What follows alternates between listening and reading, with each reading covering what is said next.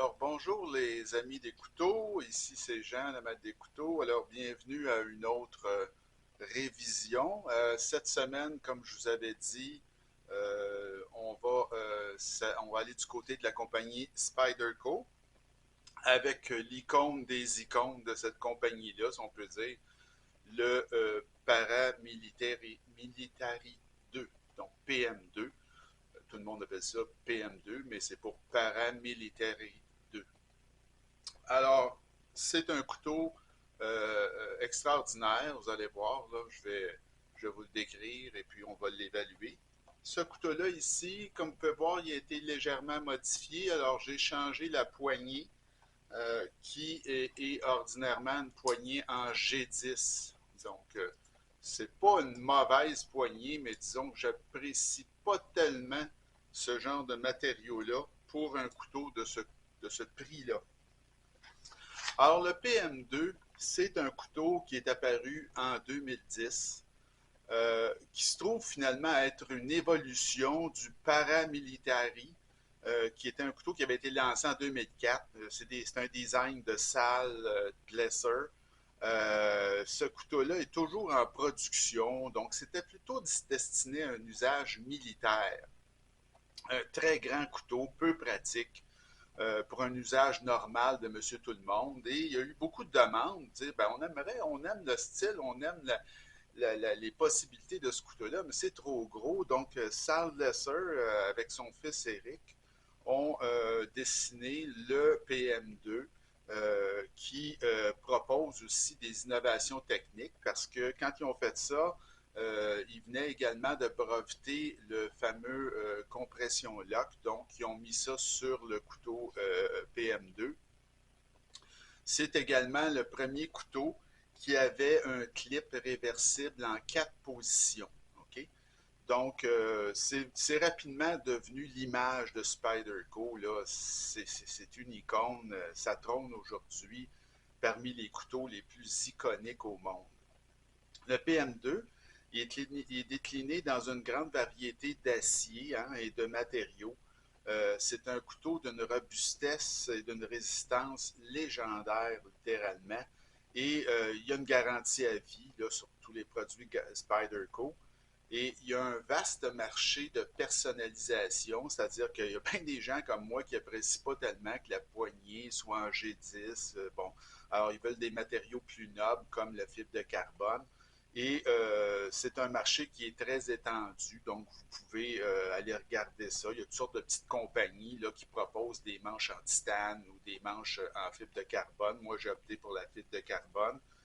C'est une petite compagnie qui s'appelle Votix, qui est une compagnie, je ne sais pas si vous pouvez voir leur logo, c'est un ornithorynque, donc ça vient d'Australie. Et ça a pris 2 mois avant qu'ils me livrent, mais les poignées sont vraiment très, très bien ajustées. J'ai pas un mot à dire, c'est très bon. Donc, ça m'a coûté 60 $ cette poignée-là de remplacement. Il faut faire attention parce que on peut assez facilement avoir des poignées en 100, 150 $ en titane, mais là, ça monte énormément le prix du couteau, évidemment, et ça devient beaucoup moins intéressant. Là, votre retour sur investissement, dont je vous reparlerai dans une prochaine vidéo, est affecté. Alors, si on y va maintenant avec les spécifications du PM2, alors c'est un couteau de 8,28 pouces, alors au total, c'est 20,96 cm. La lame, c'est une lame qui est de 3,49 pouces, 8,74 cm. Le poids, c'est remarquable, 3,75 onces pour un couteau qui est tellement fait fort. C'est hyper léger, 106 grammes seulement, donc c'est vraiment remarquable. L'acier, c'est du CPM S45VN, donc c'est un acier premium là, qui flirte avec les aciers, je vous dirais, ultra premium. C'est vraiment sans reproche. Regardez, il n'y a pas grand-chose à reprocher à cet acier-là.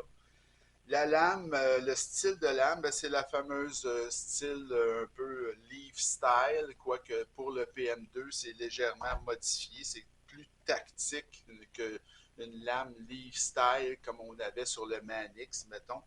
Mais c'est une mousse, c'est une lame que j'aime beaucoup. trou d'ouverture, l'ouverture, c'est le fameux trou de pouce. Alors, le trou de pouce qui est caractéristique à Spyderco, qu'on retrouve sur tous les Spyderco. Le type de verrouillage, ben, vous venez de le voir, c'est le fameux compression lock qui est sur ce couteau-là et qui fonctionne à merveille. Donc, c'est ce qui équipe le PM2 pour le verrouillage. Le matériau du manche, ben, comme je vous ai dit, originalement, c'est du G10. Alors, c'est texturé, c'est, disons, acceptable. C'est mieux que du FRN, là, du nylon renforcé, mais quand même, pour un couteau de ce prix-là, je trouve ça un peu cheapette, merci. Alors, j'aime pas vraiment ce genre de matériau-là quand on parle d'un couteau là, dans les 200 quelques dollars. Moi, je l'ai remplacé, comme je vous ai dit, par du fibre de carbone. Une petite chose que faut que je vous avise, par contre, ça ne se fait pas tout seul. Un PM2, démonter ça, il y a énormément de petites pièces, ça se démonte très bien, mais il faut savoir comment procéder et changer le manche. Ce n'est pas, si vous n'êtes pas outillé, si vous ne savez pas trop comment faire, vous risquez d'avoir des problèmes. Donc, c'est moins pire qu'un Benchmade, là, mais le PM2, c'est pas quelque chose qui va aller tout seul là, pour le changer. Je vous en montrerai d'autres là, sur lesquels j'ai fait des personnalisations et que c'est très, très, très facile à faire. Par exemple, le Sage 5 de Spyderco toujours, mais sur le PM2, c'est un peu compliqué, notamment à cause du trou de lanière et de l'abondance de pièces machinées que vous allez retrouver une fois le couteau démonté. L'action, c'est des rondelles de bronze, c'est très très bien, tout à fait standard chez Spyderco. L'épaisseur de la lame, alors c'est une lame qui est quand même d'une très bonne épaisseur, c'est 0,14 pouces ou 3,55 mm, mais la pointe est très fine. Alors ça, je reviendrai tout à l'heure. Pour ce qui est du clip, alors c'est le clip là qu'on appelle le spoon type clip. Et ça fonctionne très bien, ça, chez Spyderco. C'est très, très étendu.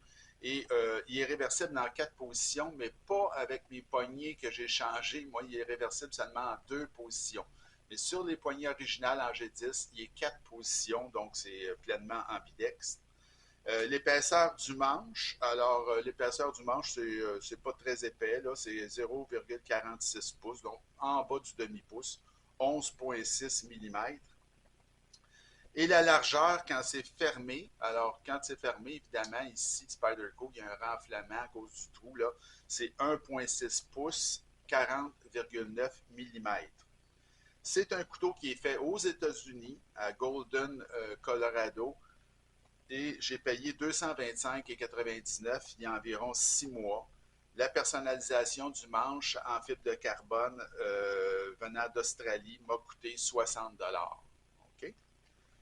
Pour ce qui est de l'évaluation maintenant, alors, le Spyderco PM2, l'évaluation 9 et plus exceptionnelle, 8 à 9 excellent achat, 7 à 8 bon achat, 5 à 7 un achat moyen et moins de 5, on ne touche pas à ça. Alors, le design, c'est Sal et Eric Glasser, les propriétaires de la compagnie. Moi, je trouve ça un design remarquable. C'est un couteau tactique. C'est un look qui est unique. C'est une icône absolue. Alors, moi, j'aime beaucoup. J'ai donné 9,5 pour le look de ce couteau-là. Les matériaux, l'acier CPM S35VN, aucun reproche, un acier extraordinaire. Les rondelles de bronze, vous avez le clip réversible en 4 positions, comme je vous ai dit, ici, avec le matériau de manche original. La quincaillerie, elle est de qualité exceptionnelle, c'est du T10 et du T9 pour les autres, alors c'est vraiment très, très, très robuste et de très bonne qualité. Et vous avez le compression lock, évidemment, là, comme mécanisme de fermeture, qui est vraiment un mécanisme, moi, un de mes préférés. Et les matériaux de manche original, c'est du G10. À cause de ça, j'ai mis un 8 sur 10 pour les matériaux, notamment à cause du G10 là, comme matériau de manche. L'assemblage présentation, alors c'est remarquable comme assemblage, hein, c'est hyper robuste. La lame est parfaitement centrée. Il n'y a aucun problème avec ça. Alors, c'est complètement ambidextre aussi, hein. C'est aussi bon pour les gauchers que les droitiers. C'est très sécuritaire à cause du compression lock. Jamais vous avez vos doigts dans le chemin de la lame qui se ferme, donc pas de risque de se couper. Donc, c'est un couteau remarquable au niveau de l'assemblage présentation. Les tolérances sont très élevées. C'est construit avec une précision d'horloger. Alors, j'ai mis 10 sur 10 pour l'assemblage présentation de ce couteau-là. L'action, ben, on est dans les ligues majeures, là. C'est une action qui est ultra rapide. Comme vous pouvez voir, c'est très, très facile à faire à une main. Alors, le couteau est complètement, comme on dit, fall shot. Du moment que vous posez sur le lock de compression, la lame se ferme immédiatement, mais aucun risque pour vos doigts. Alors, c'est vraiment très, très sécuritaire. Bon, alors j'ai mis également pour l'action un 10 sur 10. Là, c'est assez difficile de demander mieux. Le poids, encore une fois, c'est remarquable parce que le couteau, écoutez, c'est ultra léger pour un couteau de cette grandeur-là et de cette robustesse-là. C'est vraiment, là, c'est quasiment de la magie. Alors, évidemment, il y a comme on dit, des montants à l'intérieur, les full liners, comme on dit, là, mais il y a des trous, là, ils ont fait de la squelettisation en dedans pour vraiment diminuer le poids et ça fonctionne de manière remarquable. Donc, pour le poids, là, écoutez, c'est quasiment un couteau à donner en exemple. C'est 10 sur 10. L'ergonomie, c'est parmi les meilleurs de l'industrie. Alors là, Spyderco, c'est toujours bon, mais avec le PM2, vraiment, regardez avec mes grosses mains comment est-ce que j'arrive à avoir une grippe solide. Vous avez la position avancée aussi avec la dentelure. Écoutez, c'est un couteau qui est fait pour travailler très fort. Il n'y a aucun hotspot, comme on dit. C'est idéal pour les gros travaux. C'est pas compliqué, là. C'est le couteau idéal pour les gros travaux. C'est vraiment, encore une fois, une référence pour l'ergonomie. J'ai mis un 9.5, là, mais je me trouve un petit peu sévère. Écoutez, c'est la quasi-perfection pour l'ergonomie. L'aspect général, ben, c'est un look unique. Hein? Je veux dire, c'est un couteau tactique. On n'aime pas. Il y en a qui n'aiment pas ça. Moi, j'aime beaucoup. Donc ça, c'est relatif là, à chacun. C'est l'image de Spyderco, ce couteau-là. Je veux dire, c'est un couteau qui est innovant. C'est un couteau qui est indémodable. Donc, une vraie icône. Là. Moi, j'ai mis un 9 sur 10 pour l'aspect général. Le prix est correct, mais la tendance est à la hausse. Il y a beaucoup de choix de matériaux. Vous pouvez l'avoir qu'un manche en micarta, surtout différents aciers. Ça influence le prix. Évidemment, c'est un couteau qui est presque jamais en spécial. Hein.